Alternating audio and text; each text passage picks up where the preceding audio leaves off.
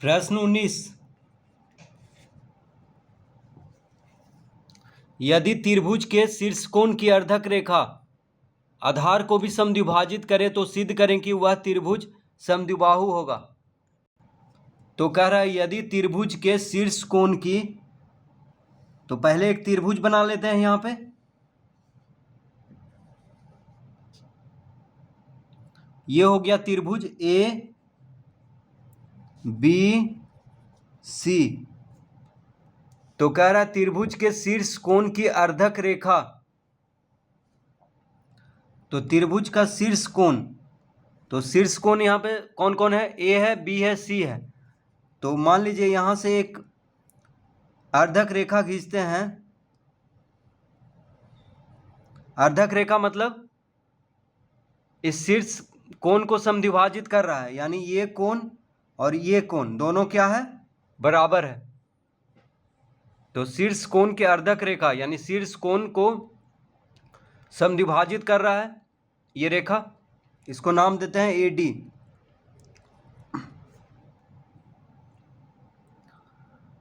आधार को भी समद्विभाजित करे तो सिद्ध करेंगे, यानी ये जो ए डी है ये आधार को भी समद्विभाजित कर रहा है, यानी बी डी और डी सी क्या है, बराबर। तो ये और ये दोनों बराबर है, क्योंकि ये जो ए डी रेखा है ये कोण को भी समद्विभाजित कर रहा है और आधार को भी, यानी बी डी और डी सी क्या है, बराबर। तो सिद्ध करना है कि वह त्रिभुज समद्विबाहु होगा, यानी ए बी सी क्या है, एक समद्विबाहु त्रिभुज होगा, ये सिद्ध करना है। यानी ए बी और ए सी को हमको बराबर सिद्ध करना है, क्योंकि जिस त्रिभुज का दो भुजा बराबर हो उसको क्या कहते हैं, समद्विबाहु त्रिभुज। तो यहाँ पे सबसे पहले हम लिखेंगे, दिया है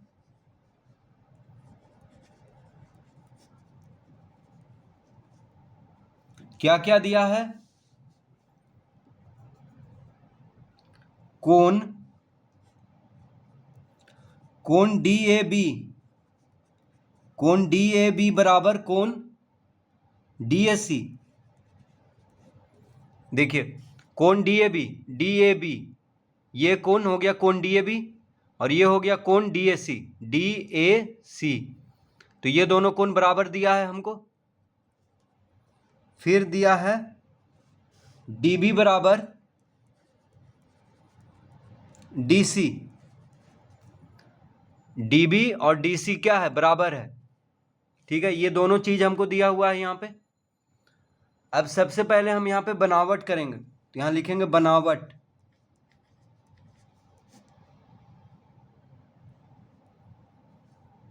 बनावट में लिखेंगे कि AD को, यहाँ पे बनावट क्या करेंगे, AD को आगे बढ़ाएंगे और फिर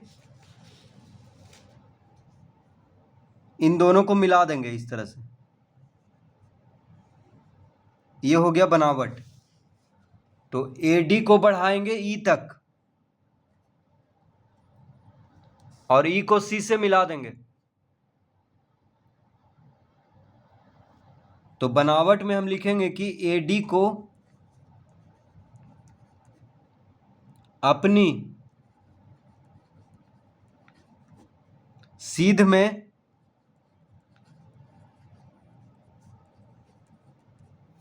AD को अपनी सीध में इस प्रकार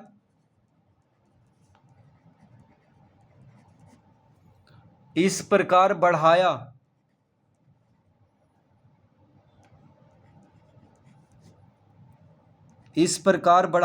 कि AD बराबर DE, C को मिलाया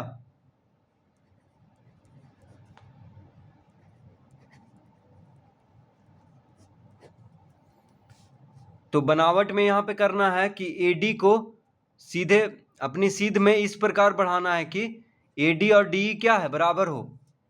AD किसके बराबर हो, DE के बराबर हो। देखिए AD और DE क्या होना चाहिए, बराबर, और C को मिला देना है। तो ये बनावट करना है खुद से, इस तरह लिख लेना है यहाँ पे। अब लिखेंगे त्रिभुज, अब त्रिभुज ADB और त्रिभुज ADB और त्रिभुज EDC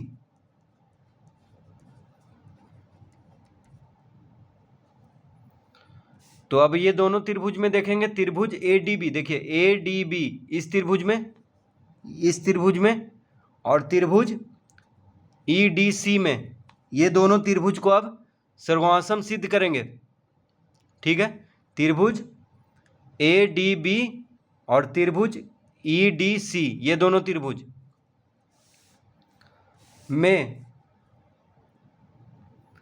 तो ये दोनों त्रिभुज में देखिए AD और ED ये दोनों क्या है, बराबर है, क्योंकि बनावट से। फिर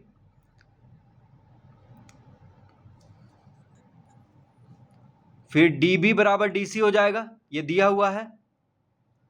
और देखिए ये कोण और ये कोण बराबर होगा। ठीक है, ये दोनों त्रिभुज में शीर्षाभिमुख कोण इसको कहते हैं।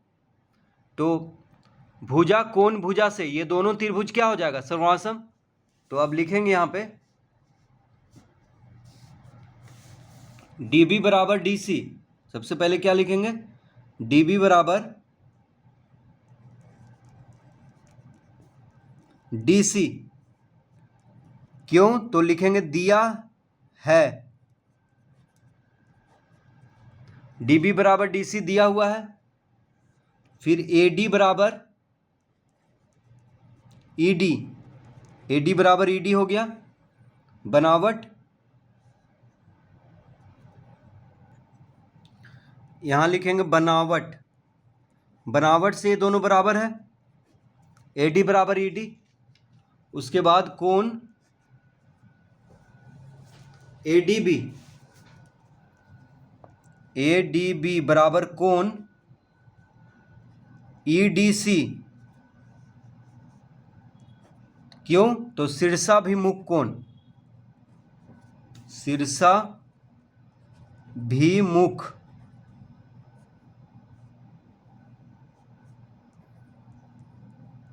कोण। तो DB बराबर DC, देखिए DB बराबर DC ये हो गया। फिर AD बराबर ED बनावट से, और कोण ADB ये कोण जो है कोण ADB है, और कोण EDC ये कोण, ये दोनों कोण क्या होगा, बराबर होगा, क्योंकि ये दोनों कोण शीर्षाभिमुख कोण बना रहा है। तो भुजा कोण भुजा से ये दोनों त्रिभुज क्या हो गया, सर्वासम। तो लिखेंगे अतः त्रिभुज ADB सर्वासम त्रिभुज EDC। कैसे हुआ, तो लिखेंगे भुजा कोण भुजा यानी SAS नियम से, भुजा कोण भुजा से ये दोनों त्रिभुज हो गया सर्वासम। तो लिखेंगे अतः जब त्रिभुज सर्वासम है तो उसका संगत भाग भी सब बराबर होगा। तो लिखेंगे अतः AB बराबर EC, क्यों, तो CPCT सर्वासम त्रिभुजों के संगत भाग बराबर होता है। तो देखिए AB बराबर EC हो जाएगा।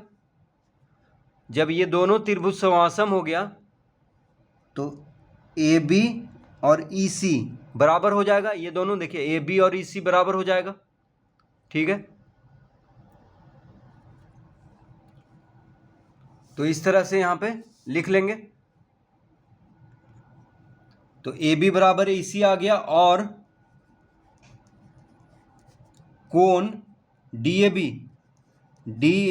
बराबर कोण DEC, ये भी हो जाएगा CPCT से, सर्वासम त्रिभुजों के संगत भाग। तो कोण DAB और कोण DEC भी बराबर होगा। तो देखिए कोण DAB ये कोण डी ए बी, और कोण डी ई सी, ये कोण, ये दोनों कोण भी बराबर होगा।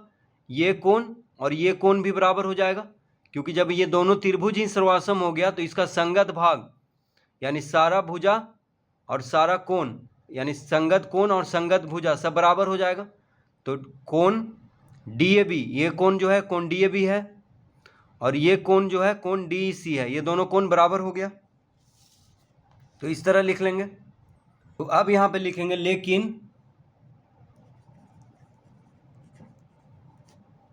लेकिन कोण डी ए बी बराबर कोण डी ए सी दिया है। देखिए ये दिया हुआ है हमको कि कोण डी ए बी और कोण डी ए सी बराबर है। तो जब कोण डी ए बी कोण डी सी के बराबर है और कोण डी ए बी कोण डी ए सी के भी बराबर है, इसका मतलब कोण डी ए बी, देखिए कोण डी सी के बराबर भी है और कोण डी ए बी कोण डी ए सी के भी बराबर है। तो कोण डी सी बराबर कोण डी ए सी हो जाएगा, क्योंकि ये कोण डी ए बी जो है ये दोनों कोण के बराबर है, तो ये दोनों आपस में बराबर हो जाएगा। तो लिखेंगे अतः कोण डी सी बराबर कोण डी ए सी। ठीक है, जब कोण डी ए बी इसके बराबर है और कोण डी ए बी इसके बराबर है तो ये दोनों भी आपस में बराबर हो जाएगा। तो इसको एक बार समझ लेते हैं। तो देखिए, तो कोण डी ई सी ये कोण और कोण डी ए सी देखिए ये कोण, तो ये दोनों कोण आपस में बराबर हो जाएगा। ठीक है, ये कोण और ये कोण आपस में बराबर हो जाएगा। अब त्रिभुज ए सी ई में देखिए, ये इस बड़ा वाला त्रिभुज में जब ये दोनों कोण बराबर है तो बराबर कोण के सम्मुख भुजा बराबर होता है, तो ए सी और ई सी बराबर हो जाएगा। ठीक है, जब ये दोनों कोण बराबर हो गया तो त्रिभुज ए सी ई में, इस बड़ा वाले त्रिभुज में जब दो कोण बराबर हो गया तो उसके संगत भुजा भी बराबर हो जाएगा, तो ए सी और ई सी बराबर हो जाएगा। तो लिखेंगे अतः ए सी बराबर ई सी, क्यों? तो समान कोण का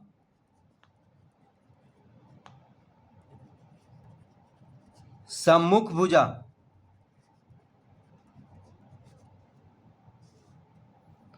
समान कोण का सम्मुख भुजा क्या होता है? बराबर। तो जब ये दोनों कोण बराबर है एक त्रिभुज में जब दो कोण बराबर है तो उसके सम्मुख भुजा भी बराबर होगा, तो ए सी और ई सी बराबर हो जाएगा। ठीक है, अब लिखेंगे लेकिन ए बी बराबर ई सी, ऊपर में हम क्या लाए हैं? ए बी बराबर ई सी। देखिए ए बी बराबर ई सी, ऊपर हम इसको लाए हैं ए बी बराबर ई सी। तो जब ए सी ई सी के बराबर है और ए बी भी ई सी के बराबर है, ठीक है, ई सी देखिए यहाँ पे दो बार आ रहा है, तो ई सी किसके बराबर है? ए सी के, ए सी ए बी के बराबर है, इसका मतलब ए सी और ए बी भी बराबर हो जाएगा। तो लिखेंगे अतः